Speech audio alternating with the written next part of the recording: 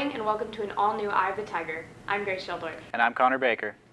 A new lock block policy has been implemented at RHS.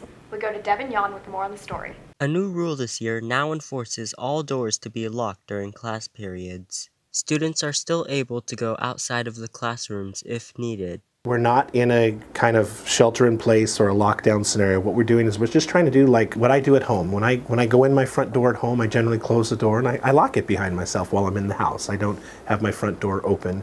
So we're trying to take that same kind of idea of it's just a little bit safer if I have the door locked while I'm inside. This new rule was made when the district office and the Roseville Police Department were discussing about school safety. So our district office worked with Roseville Police Department and also in conjunction with a consultant actually from the FBI. And we were talking about school safety. And one of the things that came out was through all of the school shootings, through all of the things that have happened at schools, there hasn't been a single fatality to a student that was behind a locked door.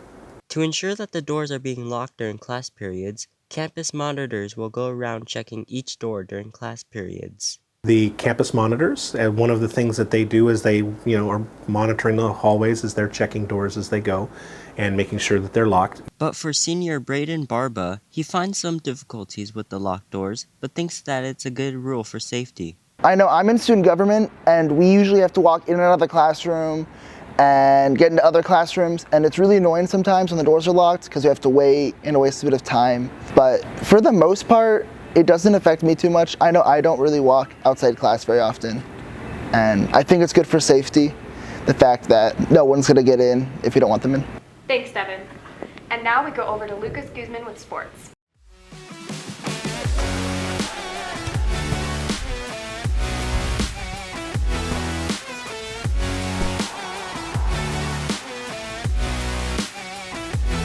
Good morning and welcome to this Tuesday's edition of EOTSN. I'm Lucas Guzman. Roseville football is coming off of a hard-fought W against Lincoln and now looks forward to continuing the winning streak at Antelope on Thursday night. While Antelope is 1-3, they have faced tough opponents, such as Lincoln High School and Stockton. They're coming off of a 2-touchdown win over River Valley last week, meaning they head into Thursday's game with momentum. Just like last year, Antelope thrives off of their run game led by Sac State commit Kieran Borders, one of the best players in the Sacramento area. Antelope has an inexperienced offensive line, meaning Roseville's front seven will need to capitalize on this in order to secure the win. I think we need a game plan for Karan. We know he's a good running back. We know what he could do. We've seen it all for the past 3 years. And I think we need to get low and just wrap up, and I think we should be fine. In other sports news, California's new school start times have had an effect on RHS sports. We go to Jaden Miller for more on the story. The new school start times have been affecting many athletes and coaches when it comes to practices and games. Boys and girls varsity golf coach Corey Fuchman has seen the new start times interfere with school time. The biggest thing is the missed class time. So due to the later ending day, a lot of the kids are going to miss a lot more of their last period class. Coach Fuchman expects different problems for sports will take place in the winter or fall.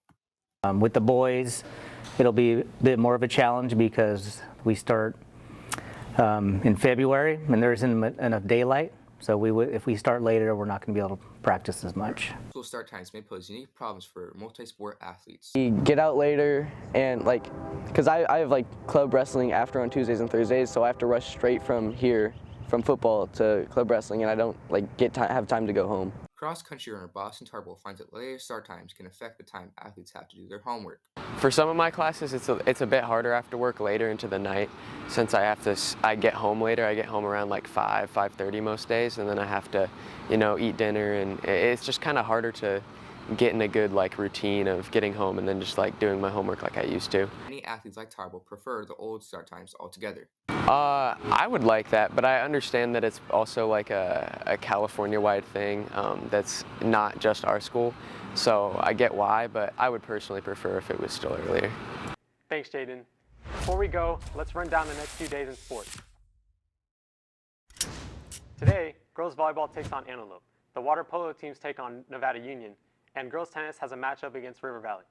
There is nothing tomorrow, but Thursday's action includes the football team visiting Antelope, both water teams taking on McClatchy, girls tennis against West Park, girls golf against Yuba City, and girls volleyball taking on River Valley.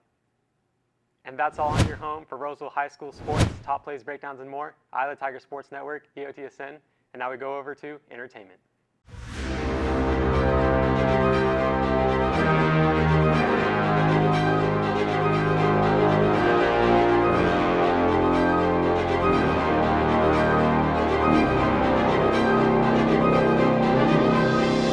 Thanks, Lucas. Splatoon 3 was released last Friday for the Nintendo Switch. It launched with 3 multiplayer modes as well as a single-player story mode. The entire story mode was definitely a step up from the previous installments, feeling more in-depth with variety and challenges to do. The main focus of the series has always been the turf war, which remains very similar to the previous installments, although it did add the new Squid Surge, allowing you to shoot yourself up walls and dodge opponents to add much needed mobility. Splatoon 3 also adds 2 new types of weapons, a sword and a bow, which feel right at home. It also adds new specials, with the highlight being one that allows you to ride a shark that explodes. The other game mode returning is the fan favorite Salmon Run, which returns with 6 new bosses as well as a boss that makes a 4th challenging overtime wave. It also adds the ability to shoot eggs into the goal, which makes it a lot more fun and much more faster. The new mode, Anarchy Battles, are a replacement to the game's ranked mode with 4 new game types only available in this mode. They're fun, but the problem is you can't play them in casual, so you can't even play them without risking your rank going down. The game also adds the ability to customize your in-game locker with collectibles and stickers you earn in story mode and buy from the general store. It feels unnecessary and mostly there for people to put Easter Island heads. And easily the most slept on addition is the table turf mode, which is like a board game where you have to cover as much board as possible with the cards that you're given. The problem is you can't play against other players and you have to play with bots, which really doesn't make it that much fun to play. Overall, Splatoon 3 is leagues better than its previous entries and definitely exceeded my expectations. It's absolutely worth your time and proves the franchise will be here for a long time. Thanks, Brady. Alexis Kelly has been competitively cheering for more than a decade. We go to Zoe Light with more. Senior Alexis Kelly started doing cheer in 7th grade and in high school decided to continue the passion she had for it with competition cheer. And I really fell in love with stunting, so I really wanted to continue it, and the only way I could really do that was through competition cheer. According to senior Katie Sargent, Kelly has a great spirit when it comes to cheerleading. She always comes to practice with a smile on her face, and she really makes the whole practice just enjoyable. Sargent believes that Kelly is a significant teammate to have.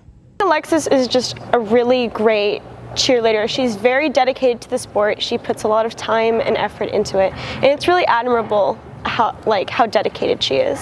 Kelly looks forward to continuing cheerleading in the future and aspires to get recognized in college.